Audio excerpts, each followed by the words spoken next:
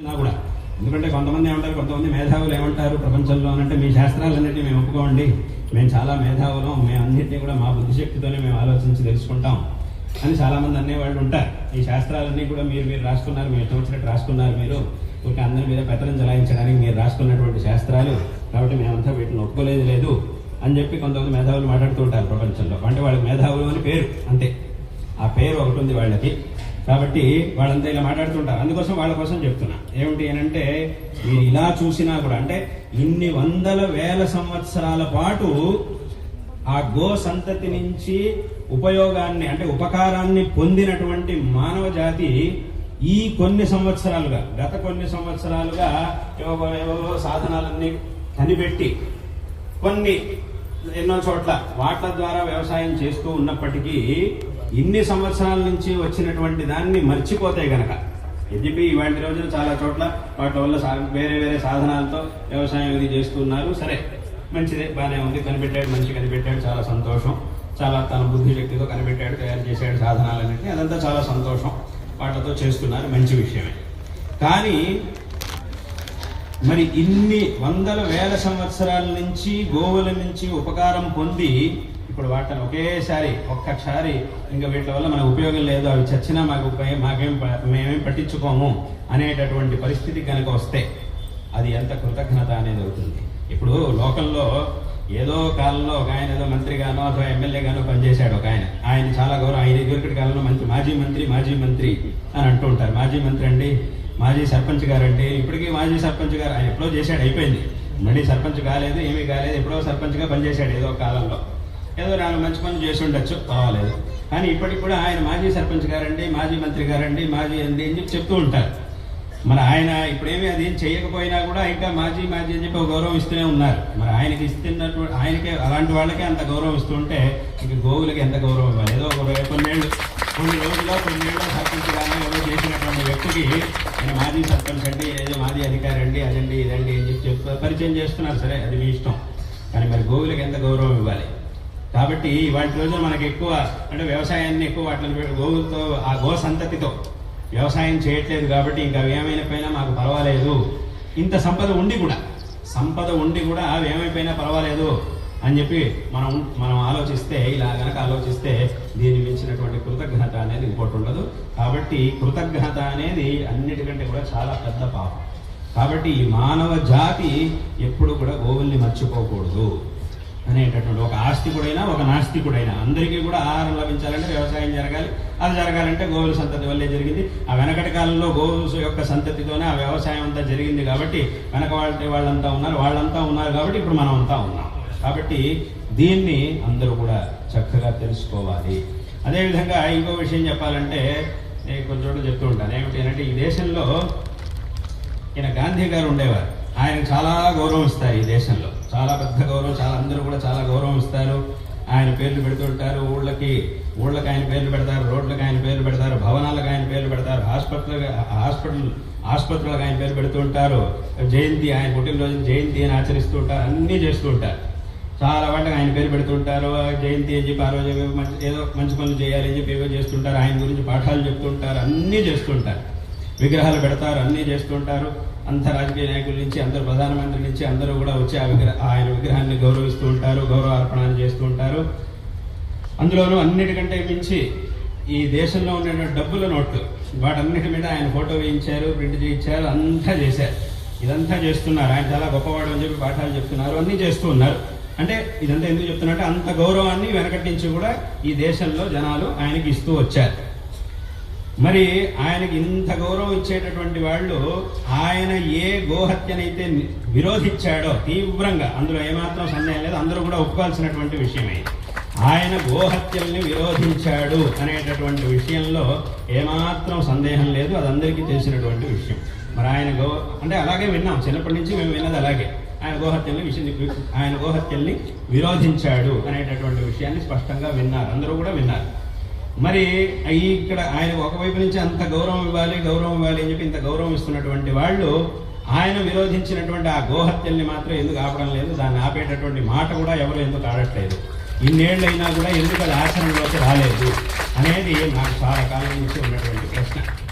మరి ఇంత గౌరవం ఇచ్చేటటువంటి వాళ్ళు అందరూ కూడా ఇస్తున్నారు, చాలా మంది ఇస్తూ ఉన్నారు, ఆయనకి ఇవ్వాలి అని చెప్పి చెప్తూ ఉన్నారు, అంత గౌరవం ఇస్తున్నారు. మరి ఇదంతా చేస్తున్నటువంటి వాళ్ళు ఆయన విరోధించినటువంటి ఆ గోహత్యల్ని ఎందుకు ఆపడం లేదు అనేటట్టు, దాని గురించి ఎందుకు కనీసం ఒక ఆలోచన కూడా ఎందుకు చేయట్లేదు అనేటటువంటి దాన్ని అందరూ కూడా తెలుసుకోవాలి. ఆ ప్రశ్న అనేది నాకు చాలా రోజుల నుంచి ఉన్నటువంటి ప్రశ్న.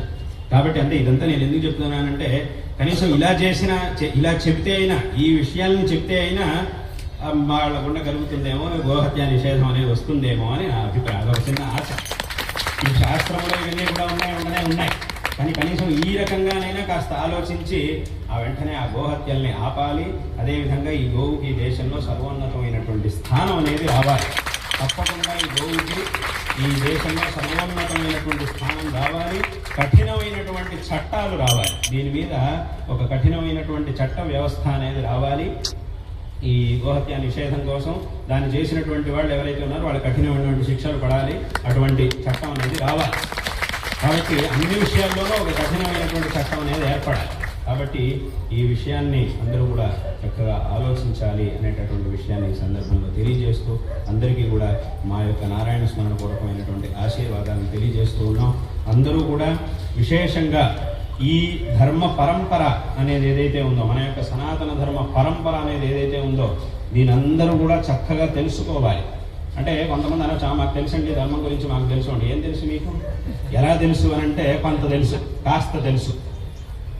కానీ ఆ జ్ఞానం అనేది ఏదైతే ఉందో అది ఏమాత్రం సరిపోదు, అస్సలు సరిపోదు. ఆ జ్ఞానం ఎవడైనా రావచ్చు, ఆ జ్ఞానాన్ని అజ్ఞానంగా మార్చచ్చు. అలా భ్రమగానో అజ్ఞానంగానో మార్చేటటువంటి అవకాశం చాలా మందికి ఉంది. అంటే ఏమిటి అని అంటే, ఆ జ్ఞానం ఉన్నా కూడా, ధర్మం గురించి జ్ఞానం అనేది మీకున్నా కూడా ఏమవుతుందనంటే అదంత దృఢంగా లేదు. దృఢంగా లేకపోయేసరికి ఏమవుతుంది అని అంటే, ఎవడో ఒకడు ఏదో మాట్లాడంగానే అయితే బహుశా వాడు చెప్పిందే సరిగ్గా ఉందేమో, మనదే సరిగ్గా లేదేమో అని అనిపిస్తుంది. ఎందుకు అనిపిస్తుంది? ఆ దారిఢ్యం అనేది లేదు కాబట్టి. ఏమవుతుంది అంటే, ఎవడో సగం 2 ముక్కలు చదువుకున్నవాడు కూడా దీని గురించి ఏదేదో మాట్లాడుతూ ఉంటాడు. మాట్లాడినప్పుడు విరుద్ధంగా ఏదేదో మాట్లాడుతూ ఉంటాడు. అలా మాట్లాడినప్పుడు వాడు చెప్పిందే సరేమో, మా వాడు చెప్పిందే సరిగ్గా లేదు, మా పుస్తకాలు చెప్తూ మా గ్రంథం చెప్పిందే మాకు సరిగ్గా లేదేమో అని చాలా మందికి అనిపిస్తూ ఉంటుంది. అలా భ్రమలో పడిపోతూ ఉంటారు చాలా మంది. ఒకసారి ఆ భ్రమలో పడ్డారంటే మళ్ళీ బయటికి రావడానికి అది ఎంతకాలం పడుతుందో తెలియదు, ఒక జన్మ కూడా సరిపోతుందో లేదో తెలియదు. అంత భ్రమలోకి వెళ్ళిపోయే వాళ్ళు కూడా ఉన్నారు లోకంలో. అంటే ఈ జన్మ కూడా సరిపోదు, అంత భ్రమలోకి వెళ్ళిపోయే వాళ్ళు కూడా చాలా మంది ఉన్నారు. కాబట్టి ఏం చేయాలి అని అంటే, అందరూ కూడా జాగృతం కావాలి. తప్పకుండా దీని యొక్క ఆ తత్వాన్ని దృఢంగా తెలుసుకోవాలి, అన్నిటినీ కూడా చక్కగా తెలుసుకోవాలి. ఏది అసలు మన ధర్మం అనేది ఒక్కొక్క విషయాన్ని ఎందుకు చెప్తోంది, దీని యొక్క అర్థం ఏమిటి అనేటటువంటి విషయాల్ని అందరూ కూడా చక్కగా తెలుసుకోవాలి. చాలా మంది ఏమంటుంటారు, ఈ ధర్మం ఇదంతా కూడా ఇవన్నీ కూడా మూఢనమ్మకాలు అది ఇది అని చెప్పి అంటూ ఉంటారు. ఏవో ఈ ధర్మాచరణలు, ఈ సాంప్రదాయాలు ఇవన్నీ కూడా మూఢనమ్మకాలు అని అంటూ ఉంటారు. కానీ నేను చాలా చోట్ల చెప్తుంటాను, ఏమిటి అని అంటే, అసలు మీరు మూఢనమ్మకాలు అంటున్నారు కదా, అసలు ఈ మూఢనమ్మకాలు అనే పదం మీకు ఎక్కడి నుంచి వచ్చింది చెప్పండి? మీకు ఎక్కడి నుంచి ఈ పదం దొరికింది? మీకు ఈ పదాన్ని ఇచ్చిందే మేము. అంటే ఈ మూఢనమ్మకం అనే పదాన్నే, ఈ అర్థాన్నే సంస్కృతంలో అంధశ్రద్ధ అని అంటారు. అంధశ్రద్ధ, అంధవిశ్వాసం అని సంస్కృతంలో శాస్త్రంలో అంటారు. అక్కడికి ఈ అంధశ్రద్ధ, అంధవిశ్వాసం అనేటటువంటి ఈ పేరుని మీకు ఇచ్చింది ఎవరు అని అంటే మేము. అంటే దాన్నే మన భాషలో మూఢనమ్మకాలు అని అంటాం. సంస్కృతంలో అంధశ్రద్ధ, అంధవిశ్వాసం అని దేన్నైతే అంటారో దాన్నే తెలుగులో మూఢనమ్మకాలు అని అంటాం. తెలుగులో మూఢనమ్మకాలు అని అంటున్నాం. మళ్ళీ అందులోని మూఢం అనే పదం సంస్కృతం నుంచి వచ్చింది. కాబట్టి ఆ ఒక పదాన్ని వదలకుండానే సంస్కృతంలో ఉన్నటువంటి పదానిగా తెలుగులో అర్థం చెప్పేటప్పుడు ఆ సంస్కృతం నుంచి వచ్చిన ఒక పదాన్ని వదలకుండానే దాన్ని పెట్టుకొని దాంతోపాటు నమ్మకం అనేటటువంటి ఒక తెలుగు పదాన్ని కలుపుకొని మూఢనమ్మకాలు అని అంటున్నాం. అంటే అక్కడికి ఏమైంది అని అంటే, ఇవాటి రోజున నువ్వు మూఢనమ్మకం అని ఈ ధర్మాన్ని నిందిస్తున్నావు అని అంటే, నువ్వు నిందించడానికి ఒక పదం కావాలి, ఆ పదాన్ని ఇచ్చిందే మేము. అంటే మరి దాని అర్థం ఏమిటి? ఈ పదానికి ఒక అర్థం ఉంది. మన శాస్త్రముల ప్రకారం ఈ మూఢనమ్మకాలు అనేటటువంటి పదానికి ఒక అర్థం ఉండనే ఉంది. కాబట్టి ఇక్కడ కొన్ని మూఢనమ్మకాలు అనేవి ఉన్నాయంటే దాని అర్థం ఏమిటి? ఈ పదానికి ఒక అర్థం ఉంది. ఈ ప్రపంచంలో, ఈ లోకంలో మూఢనమ్మకం అనేటటువంటి పదానికి ఒక అర్థం ఉంది. శాస్త్రముల ప్రకారమే ఒక అర్థం ఉంది. ఏమిటా అర్థం? అది మీరు చెప్పేది కాదు. మరి ఏది ఆ అర్థం అని అంటే, ఏదైనా ఒక ఆచరణ గురించి చెప్పాలి అని అంటే దానికి ఒక ప్రమాణం కావాలి. ఈ శాస్త్రీయమైనటువంటి ఆచరణలను మనకు తెలియజేసేటటువంటి ప్రమాణాలుగా శాస్త్రముల్లో వేట్లని పరిగణించారు అని అంటే మొట్టమొదట శృతులు అంటే వేదములు. ఈ ఏదైనా ధర్మాచరణ గురించి వేదములు చెప్పాలి, ఆ తర్వాత స్మృతులు చెప్పాలి, ఆ తర్వాత సదాచారం శిష్టాచారం అనేది ఏదైతే ఉందో అది మనకి చెప్పాలి. అక్కడికి శృతులు, స్మృతులు, శిష్టాచారం. శిష్టాచారం అంటే ఏమిటి? శిష్టులు ఆచరించేటటువంటివి ఏవైతే ఉన్నాయో దాన్ని శిష్టాచారం అని అంటారు. శిష్టాచారం అని శిష్టులు అంటే ఎవరు? శిష్టులు అని అంటే ఎవరు? ఏదో ఇప్పుడు లోకంలో ఏదో ప్రసిద్ధంగా ఉండేవాళ్ళు వీళ్ళంతా శిష్టులు కాదు. శిష్టులు అంటే అని ఎవరిని అనాలి. అందుకే దాని గురించి శాస్త్రంలో చెప్పేటప్పుడు ఒక నిర్వచనం చెప్పారు. శిష్టులు అంటే ఎవరు అనే దానికి ఒక నిర్వచనం శాస్త్రంలో ఏం చెప్పారు అంటే వేద ప్రామాణ్య అభ్యుపగంతృత్వే సతి వేదోక్త కర్మకారిత్వం అని శాస్త్రంలో చెప్పారు.